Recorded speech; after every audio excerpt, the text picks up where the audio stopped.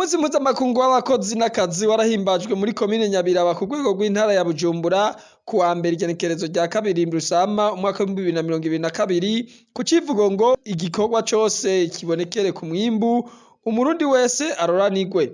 Ibirori bikaba vyatangujwe na defile ndende y'abakozi bari mu buzi butandukanye mu ntara, amakomine, abikorero twabo n'abanyeshure. Umuyobozi mwishikira mu biro kwa Buramatari Dieudonné Bizimana yarahagarariye ivyo birori yasavye abenegihugu gukunda no guhurumbira ibikorerwa mu gihugu cabo, kwitanga mu bikorwa vyabo kugira ngo umwimbu uduge bongere batange amakori. Umuntu wese ari hano yaba ukorera leta cyangwa ubikorera ivyiwe yitange koko. Kiba arico kikuraza ishinga mu witange ugwiza umwimbu. Kandi twimbuye byinshi tukaronka umusesekara ducora hanze nankeka ko ivyo twifuza byose biheza bigashoboka tugahinduka mu kuntu tubayeho kandi kuneza ya twese atawusigaye inyuma. Itunga ry'igihugu nta handi rigenewe atari mu bene gihugu natwe bw'abakozi b'igihugu turimwo. Ariko rero ntidukore umutima utari munda kuko tugeze kure mu iterambere no mu gutunganya itunga rusangi tukaba tubona ko mu minsi iri imbere twese tuzobona akarusho kaboneka.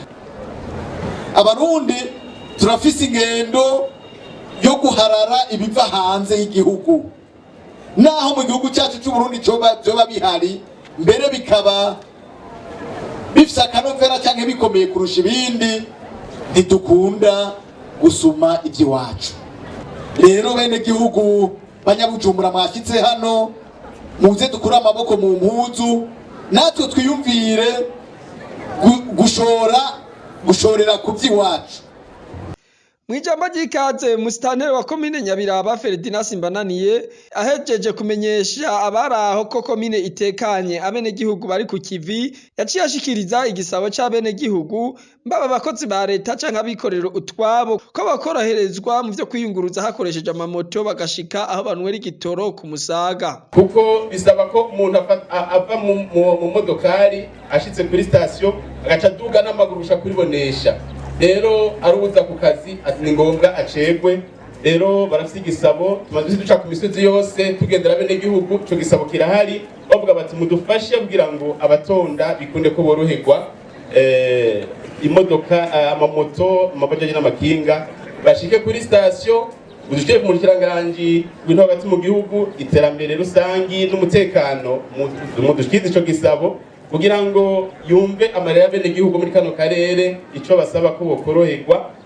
Ku by'ukuri ntiborenga kuri station mugabo bashite kuri station byoborohera cyane ko bashobora kwiyunguruza kuko ari amamoto anywesha byokoroha, arabiyunguruza baca bafata izo moto baduga byoborohera kuko ubu tubona ko mbere n'abamotari nyene kugira baje kumwesha igitoro bisaba ko batwara amareservoir ku mutwe, baca basambura imoto bagatwara reservoir ku mutwe gushika kuri station bagaca bikora igitoro ku mutwe bakizana bagaca basubiza ko bageze kuribonesha bakabona kuduga. Rero abene gihugu byabaruhije cyane gisabo cyabo nico suko boba bagomye gupinga ingingo ya kuba umushikiranganje abanamba, ariko no kubera bamaze kubona ko ishigwa mu ngiro ryayo aho hantu piri barabara ryateye ikibazo gikomeye cyane.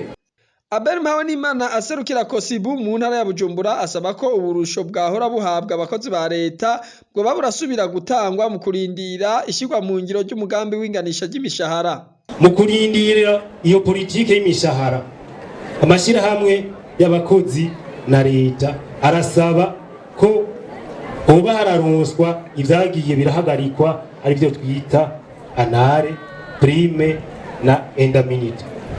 Mwamenya ko ibirori vyarangiye hatangwa impapuro z'iteka ku ndongozi zimwe zimwe z'imitumba, amazone n'abafundi b'indimo bitanga mu iterambere ry'umwenegihugu ku mitumba hamwe n'imvukira zishigikira bimwe biboneka iterambere ry'intara.